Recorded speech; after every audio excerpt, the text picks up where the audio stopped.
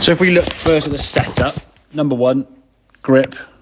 You can see a difference there in terms of how much your left hand sort of come over there. There's a little bit more of it. Yeah, you've got that kind of like sort of what we call cupping in the left wrist there, where this is almost in a sort of a straight line. Okay, so you've got a much stronger grip, more beneficial in terms of the club face, and we're creating that kind of lowercase y as opposed to the capital Y. Yeah, so your arms are slightly sort of leaning forward to give that lowercase y shape rather than both arms sticking out. I think in terms of your general overall body position, this is probably better. This looks a little bit kind of flared out, this foot here now.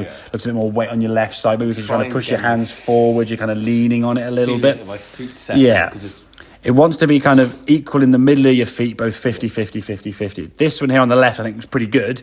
All we have to try and do is just move those hands forward there. You've moved the hands forward, but then you've moved your weight a bit kind of with that a little bit. So when you push the handle forward, okay, don't move your whole body left. We're still kind of lined up. It's just the hands going a bit further forward this way, okay? But overall, in terms of the actual movement, as I said, clear all those lines out of the way. The backswing is decent, okay?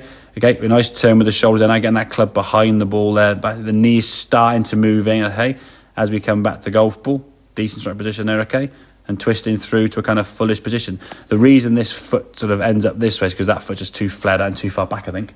On a couple of occasions, you've had your feet quite wide. As we said, you get a bit too wide and your knees can't basically, I mean, there's no way your knee could get there unless you can extend your knee somehow, which obviously you can't do. Shorten it up a little bit, yeah. I mean, I would say probably where you are there is probably the fullest you want to get apart, okay? But yeah, you got a little bit wide. And again, that right foot, as we see, just sort of just flared out a little bit too much. Just bring him round a little bit. Not too much. It opened up a little bit will help you rotate. We don't want to sort of bow them in, obviously. But that routine, we said, is going to start from here and take, I guess, about 15, 20 seconds or so, where let the club just sit in your left arm. So your left arm is hanging down with that club kind of more in this position here, I guess, with your left hand. So lean that club slightly further forward, okay? Drop that club in your fingers of your left hand, so your left hand grip there. Now you can almost see yourself trying to sort of position that club there in the fingers, not quite there, and then it starts coming. What we don't want to do is do this, because you can sort of see your elbow and your forearm and your bicep almost like moving it around. It should just be down here. My arm's not really sort of moving. It's not sort of a whole shoulder movement, okay? But you get it in the right position there, to be fair. You can see your thumb now here parallel down the side of the club shaft, okay? Not directly on top as this left hand one, as you can see, sort of showcases. That's good. Then your right hand goes on with the interlock grip. Once you've got that bit sort of sussed, little foot with your left, slightly bigger foot with your right. I think probably to about there would be okay. You just keep going. If we had your feet, I guess, then there would be okay. Okay, you just got to keep going and just flare a bit too much. Then, exactly. Then you kind of rock back and forth. Then you sort of bringing your foot back in again, not too sure. And that again, that's going to be something you'll develop where you can literally just go club, grip, boom, done. Club, grip, boom, boom, done. Club, and just get into that sort of routine. And again, if it needs to be, film yourself doing that. Do you look, when you look back at the video, like your foot's flared out here, or you're this way, or it's leaning too far this way, or your arms are in kind of a capital Y?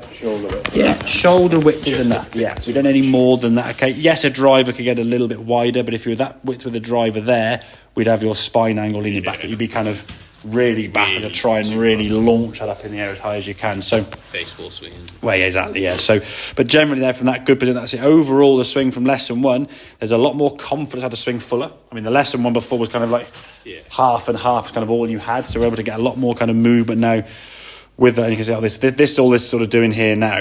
It's just me trying to get comfortable because of the change of position of how is that right? And again, is that right? Is that right? It's not quite there yet. Yeah.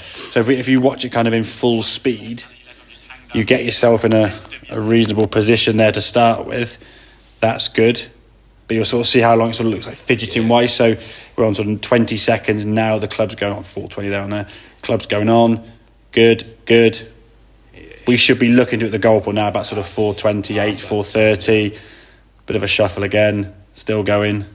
Still shuffling. Yeah, it's just the weight on it. Yeah. I know why, And when you watch, you're like, get the ball coming. It's the fourth, so almost a 10 seconds. But you feel it when you're doing it. I'm taking to you as well. And then you speed up where you shouldn't be speeding up. Exactly. And that's why I said the best shot that you hit, as I said, was you hit it you got set fast and then went into under kind of like a smooth routine. Yeah. it looked fast but not quick, but it was smooth and all that kind of stuff. It wasn't like it was just like rushed quickly, but it wasn't like I'm stood there with the ball for over a day going, I'm not going to move now at all. There was a nice... Slightly, it's just getting our weight to that foot. That speed, I don't know what you're saying is, because you can feel it when you're doing it. Like, I'm taking too long. Sometimes you're like, just walk. And that is probably one of the hardest things to do. On a range, not so much. On a golf course, if you're on the golf course playing... Because people get scared of slow play. Oh, God, just hit the ball, for God's sake. If you step away from the ball, people are like, oh, my God, what's he doing? We've got to play behind this guy today. So, there's always that kind of stigma of slow play, which people obviously don't want to have. But getting into that routine, once you get into that routine, it'll just become something like when you're in your car tonight to go home, you'll go in the car, dum, dum, dum, dum, dum, and you'll be moving in sort of 5-10 seconds, where a learner's like, okay, seatbelt, handbrake's on, there. And all these different things. It takes a little bit of getting used to. So you feel it's trying to set your feet or so, I'm not quite... Yeah, and if you don't feel comfortable... Once you get your weights and measures, as they say, as you know where you are, you'll... The one shot you hit that was probably, that being one of the worst ones you've hit tonight, you literally hadn't moved for about 30-40 seconds. You sort of stood in the same, you hadn't moved, and you were so locked and so stiff. Have a couple more of that 7 and then what we'll do, we'll look at some of the longer, that hybrid, okay? Any questions on that, Tote and Andrew? Is that kind of, with that grip now, again, simple-ish change, hopefully? It's a simple change, it's just a case of then putting the time in just to get that. So it becomes something that isn't a change, it becomes what you do, At the moment now, it's a conscious, competent, you can do it, but you've got to think about it. It's got to get to the stage where it's something you just don't have to think about. You just grab a club and that's how you hand the golf ball, So that'll become your norm and your routine of it in the golf ball,